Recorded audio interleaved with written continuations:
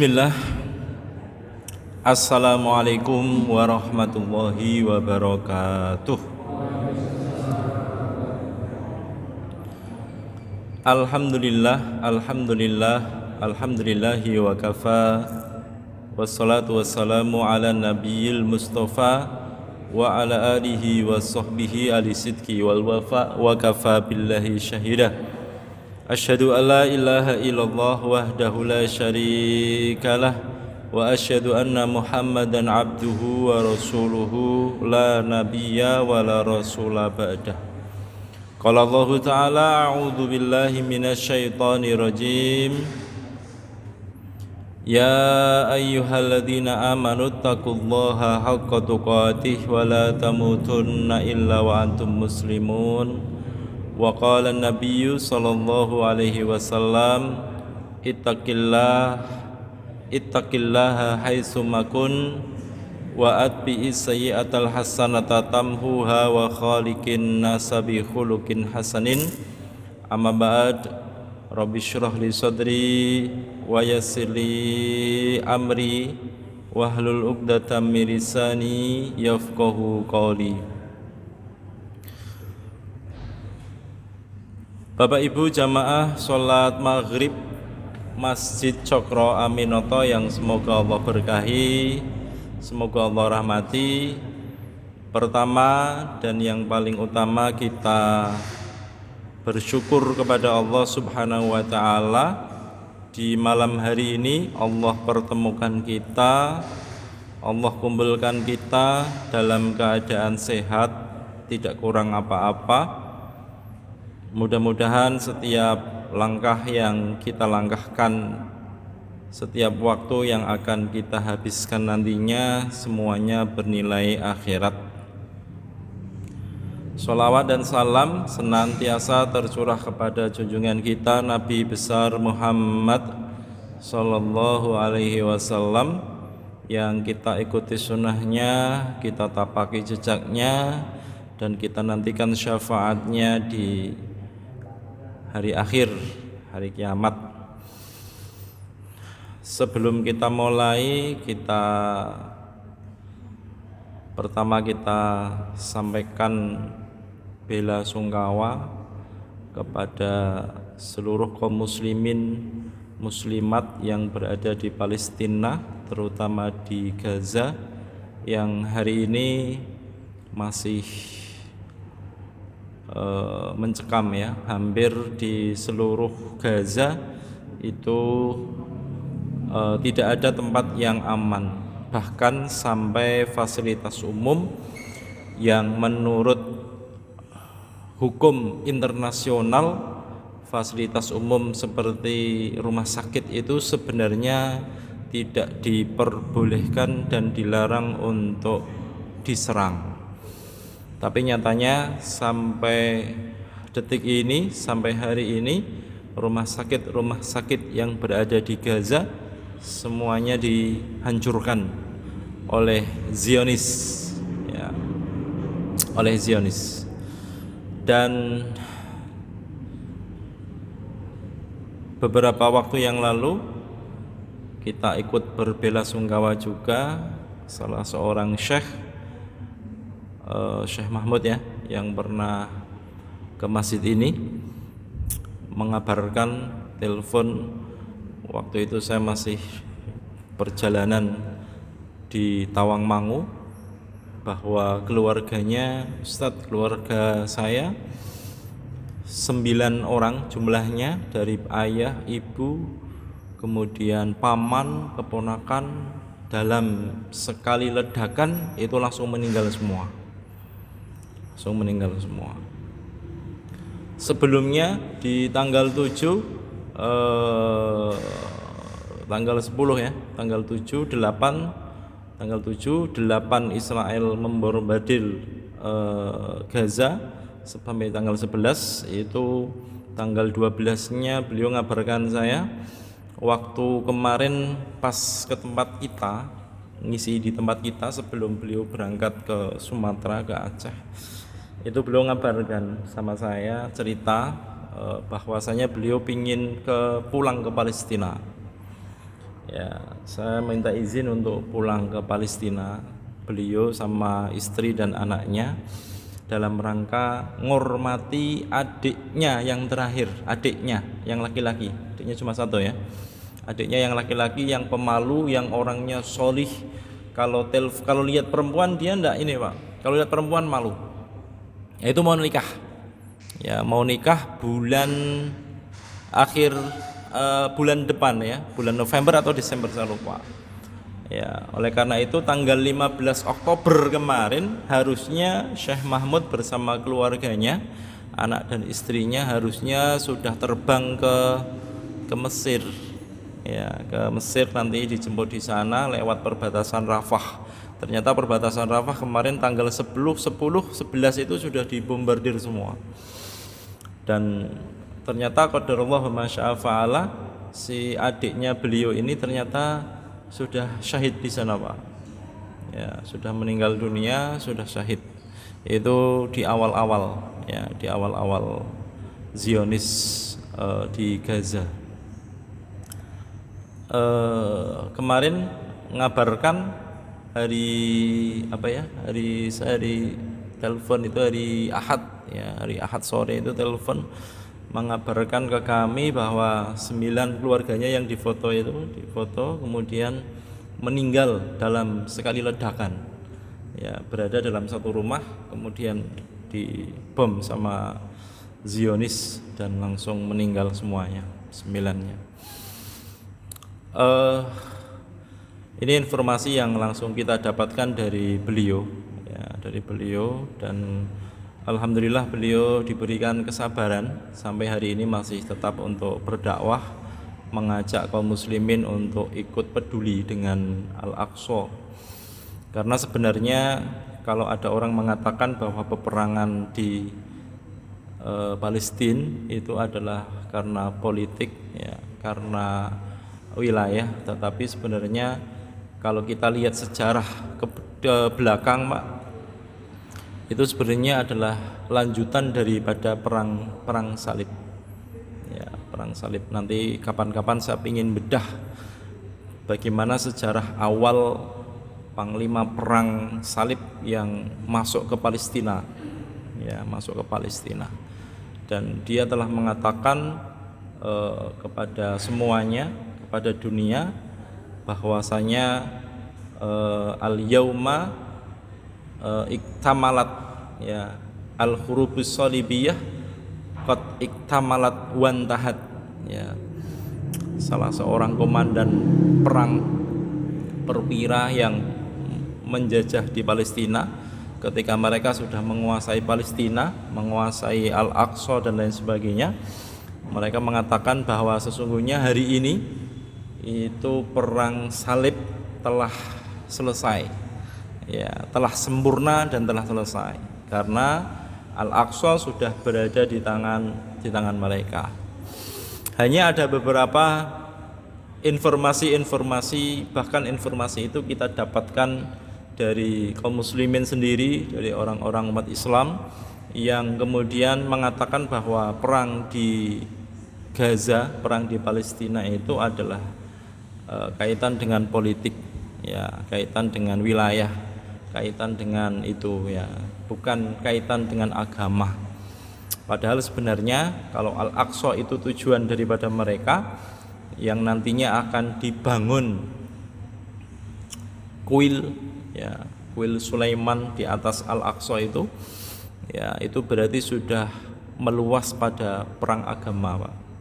Hanya kita bubukkan dengan informasi-informasi yang kemudian mengatakan bahwa itu adalah perang ini ya, perang karena politik ya, kondisi politik. Insyaallah lain waktu, lain kesempatan kita akan sedikit menyinggung itu, karena hari ini mau ndak mau apapun risikonya kita harus ikut andil di dalam di dalam perjuangan ini Pak ya, perjuangan. Kenapa kok harus ikut andil? Kami punya satu materi di PowerPoint ini kaitan dengan Fadlus Syam ya, judulnya adalah keutamaan bumi Syam ya, keutamaan bumi Syam, dan kita telah menuliskan di situ materinya ada kurang lebih ada 21 ya, 21 keutamaan bumi Syam. Dan ini sebenarnya sudah banyak ya, sudah banyak yang mengulas ini, tetapi harusnya kita paham itu. Ya, sebagai seorang mukmin harusnya kita memahami itu, apa sih keutamaan Syam, kemudian kenapa kita harus membela Syam dan para ahlinya. Ya, bahkan itu semua ada di dalam nubuah. Ya, kabar daripada Nabi SAW di masa yang akan datang. Percaya tidak percaya, itu nanti seluruh orang-orang Yahudi itu mereka akan berada di Palestina semuanya, Pak, dari seluruh dunia. Ya, dari seluruh penjuru dunia itu semuanya akan berkumpul jadi satu, dan mereka akan berada di tanah Palestina. Itu nanti di akhir zaman. Sampai mereka kemudian diperangi oleh orang-orang beriman. Ya, jenengan biasanya sering mendengar sebuah kisah dari hadis Nabi SAW, batu yang dibuat untuk sembunyi orang-orang Yahudi pada waktu itu, dia akan bicara. Pohon kurma yang dibuat untuk sembunyi itu akan bicara.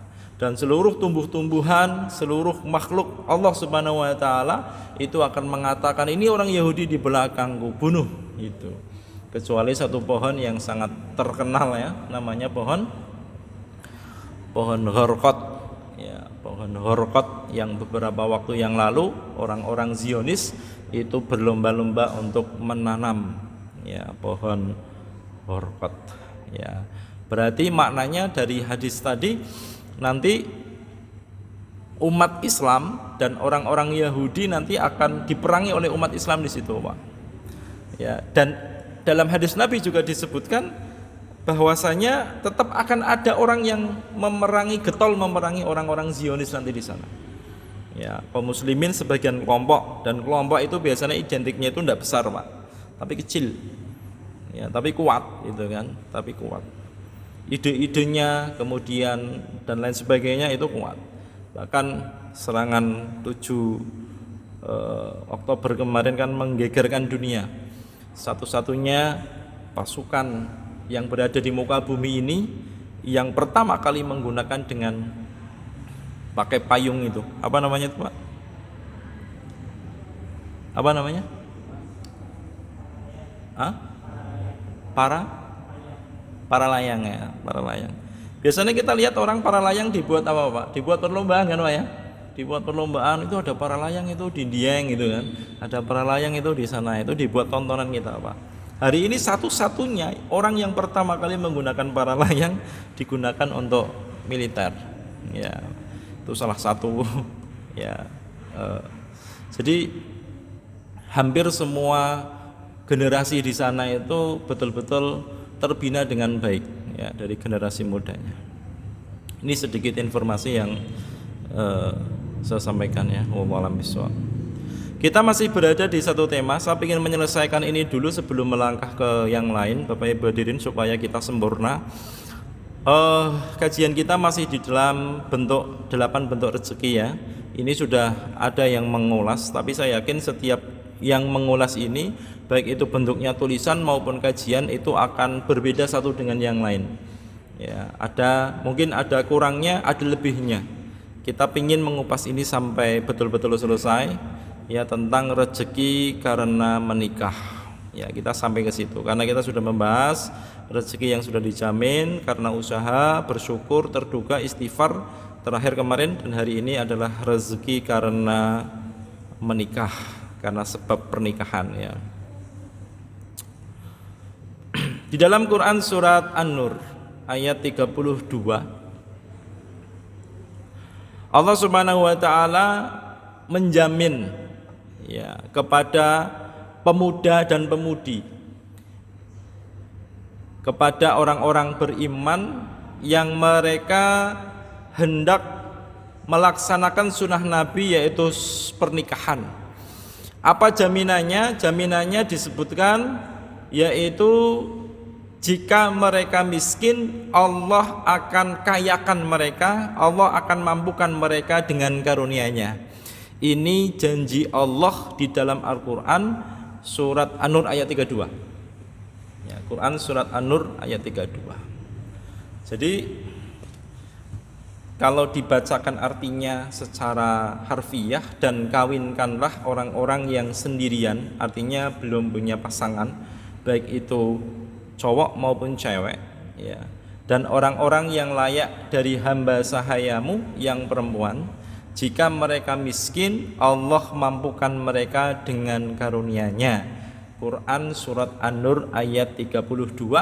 Yang kemudian Ibnu Mas'ud radhiyallahu an mengatakan, iltamisu al-ghina fin nikah.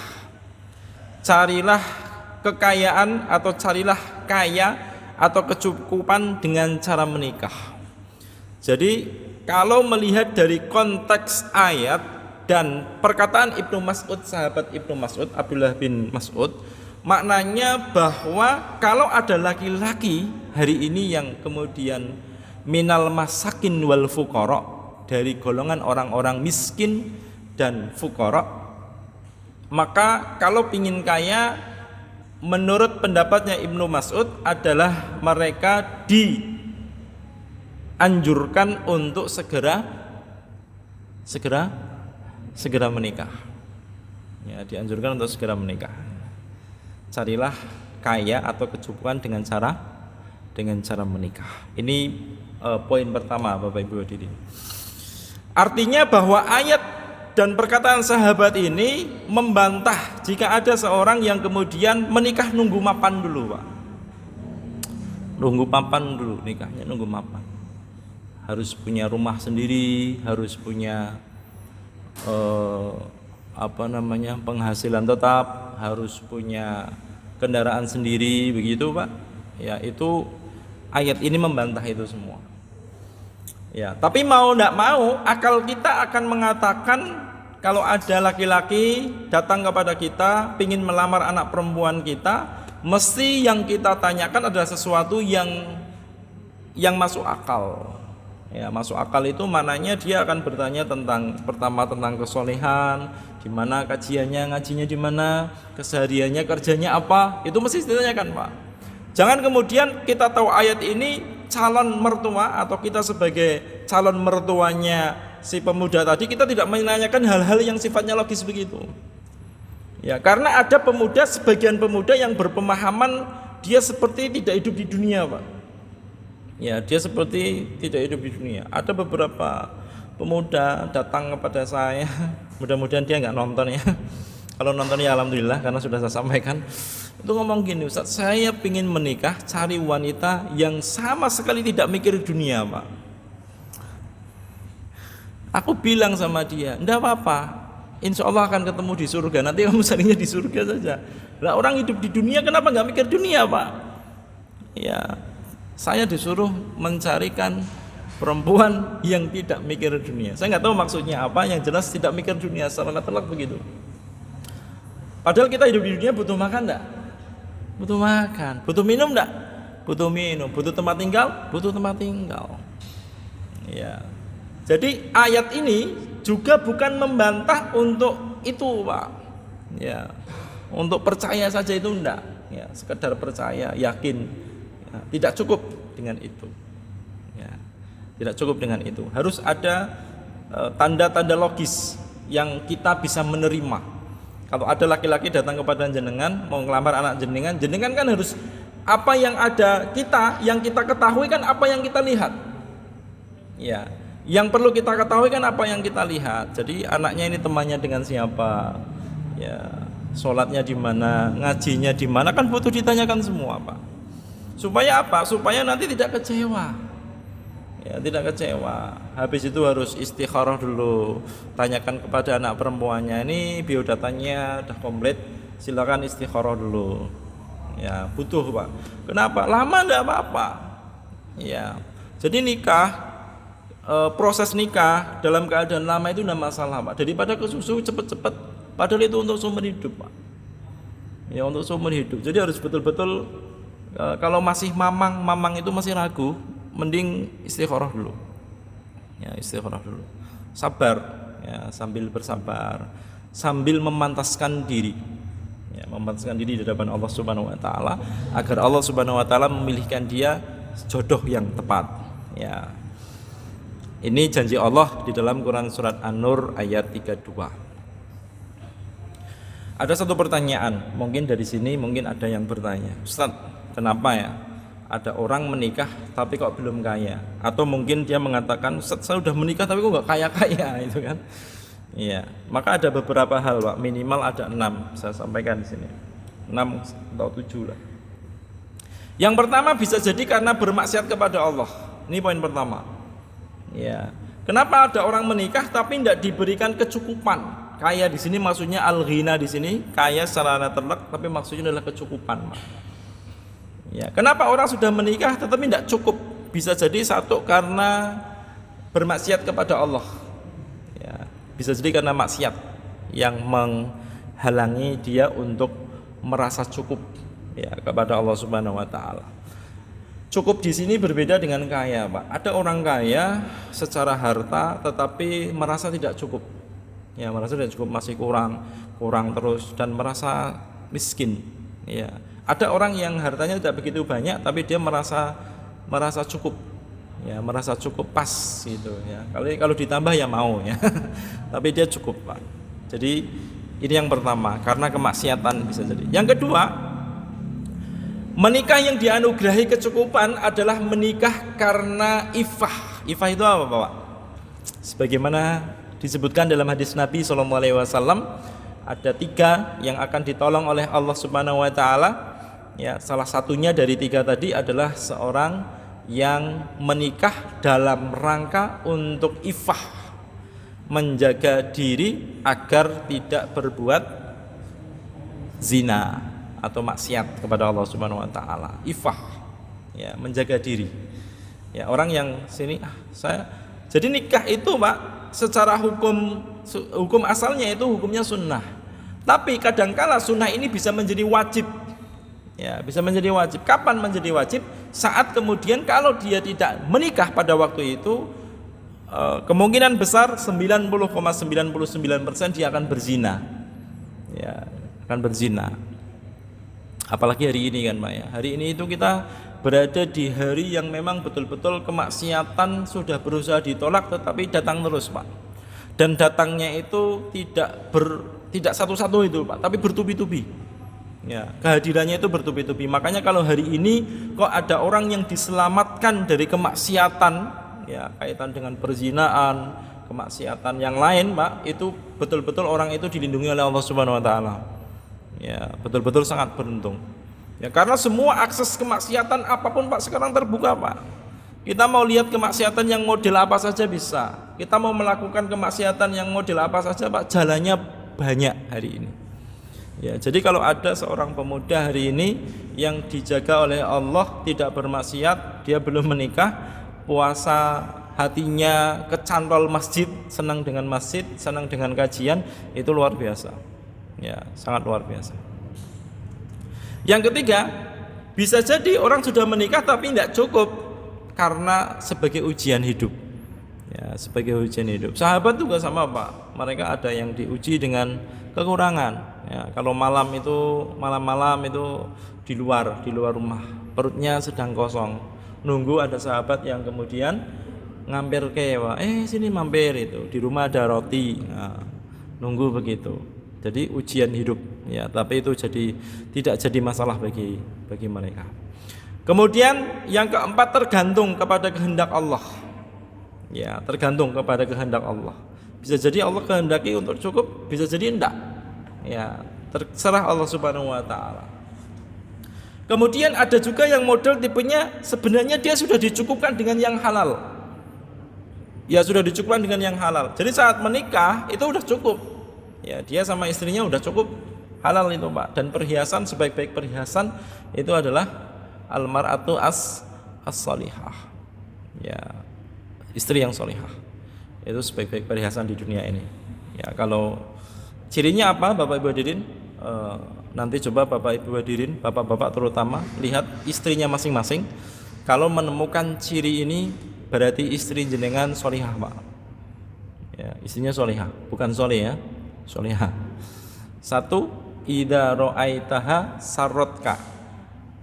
Kalau jenengan lihat istri jenengan nanti pas pulang atau pas keluar masjid, kok ternyata jenengan lihat istrinya kok wajahnya ceria dan menyenangkan hati jenengan, berarti itu salah satu tanda istri solihah. Ya, menyenangkan jika dilihat oleh suami. Ya. Bukan suami orang, Pak. Menyenangkan jika dilihat oleh suaminya. Gampang, Bu, itu jadi wanita solehah itu. Idza ra'aitaha sarotka. Ini ciri yang pertama. Ciri yang kedua, idza amartaha ata'atka. Ya, ciri yang kedua, jika kamu perintahkan dia akan menaatimu. Ya. Kalau kamu perintahkan, bapak-bapak diperintahkan istrinya untuk apa misalkan, dia akan taat. Ya, sami'na wa ata'na, tanpa banyak bertanya. Ya, tanpa banyak bertanya. Bapaknya pulang langsung ditanya, dari mana? Gitu biasanya. Dari mana? Enggak ngabari, gitu kan. Tapi ini enggak. Kalau wanita solehah, jika suaminya memerintahkan, dia akan taat kepada suaminya, akan manut kepada suaminya. Ini ciri yang kedua. Makanya gampang sebenarnya jadi wanita solehah itu, ibu-ibu sekalian. Pandang suaminya menyenangkan. Yang kedua, taat kepada suaminya. Kalau di dalam mazhabnya Imam Asy-Syafi'i, dulu pernah saya sampaikan, sebenarnya kewajiban untuk beban rumah itu, Pak, ya bagi suami itu dibebankan kepada suami semua. Ya, dibebankan kepada suami semua. Termasuk satu, rumah itu bebannya suami. Ya, rumah itu kewajiban suami kepada istri. Yang kedua, seluruh pekerjaan rumah itu semuanya suami, beban suami semua. Pekerjaan rumah itu termasuk nyuci baju, nyetrika, bersih-bersih rumah, tarmimul bait ya. Tarmimul bait itu renovasi rumah ya. Renovasi, ngasih fasilitas, kasih kipas, AC, itu kewajiban suami, Pak. Kalau di dalam fikihnya Imam Asy-Syafi'i. Jadi ibu-ibu itu betul-betul seperti ratu di rumah. Ya, seperti ratu. Gimana, Pak? Setuju enggak? Gimana, Bu? Setuju enggak kira-kira, Bu? Hah? Setuju, Bu, ya? Iya, tapi satu hal yang kalah itu, Pak, dari ibu-ibu itu. Dia wajib menaati suami. Ya, wajib menaati suami. Ya, ada kumbahan kotor, suami bilang, "Bu, tolong dicucikan." Ya, dicuci sama dia. Iya, Masya Allah ya. Makanya sebenarnya, Pak, kalau kita paham tentang maqasidun nikah, tujuan daripada pernikahan di awal kita nikah dahulu, itu sebenarnya enak, Pak. Ya, dan bisa dipraktekkan dalam kehidupan sehari-hari antara suami dan istri. Imam Al-Ghazali dulu pernah saya sampaikan, Imam Al-Ghazali itu mengatakan maqasidun nikah, tujuan dari pernikahan itu khamsah, ada 5. Ya, tujuan pernikahan itu ada 5. Yang pertama kata Imam Al-Ghazali adalah al-waladu as-salih. Ya, al-waladu as-salih ini tujuan pertama, yaitu mendapatkan anak yang solih, yang solih-solihah. Ini tujuan pertama, Bapak Ibu hadirin. Tapi ternyata di saat yang sama ada juga orang yang diuji dengan tujuan pertama ini. Ya, Allah belum karuniakan dia seorang anak. Ya. Apakah di zaman dahulu, di zaman para sahabat ada, Pak. Di zaman tabi'in ada juga. Ya, belum dikaruniakan anak. Saat kemudian dia bersabar, Pak, bersabar menerima segala sesuatunya, konsekuensinya, dia bersabar, dia terus berdoa kepada Allah Subhanahu wa taala dan dia tidak putus asa, maka itu setiap waktu yang dihabiskan itu semua jadi pahala. Karena bisa jadi ketika Allah Subhanahu wa taala mengkaruniakan dia seorang anak, Pak, ini jadi penyesalan dan bisa menjerumuskan ke neraka. Salah satu hikmahnya begitu, Pak. Ya, salah satu hikmahnya begitu. Makanya Allah kadang sayang sama dia, Allah belum kasih dia momongan.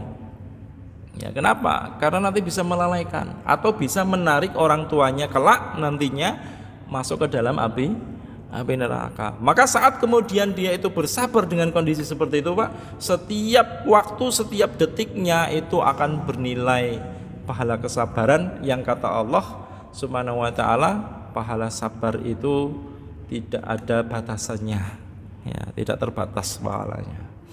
Ini salah satu hikmahnya. Maka harus bersyukur dan harus menerima segala konsekuensi yang Allah berikan sampai hari ini. Maka harus bersabar Bapak Ibu hadirin yang belum dikaruniai seorang anak, ya. Itu tujuan pertama kata Imam Al-Ghazali adalah apa tadi? Al-waladu as-shalih. Tujuan yang kedua kata Imam Al-Ghazali di dalam kitab Ihya Ulumuddin adalah li hifdzil farji wa ghadil basar. Ya. Orang menikah dalam hadis tadi yang ditolong oleh Allah dalam rangka ifah tadi Pak, menjaga diri, menjaga kesuciannya.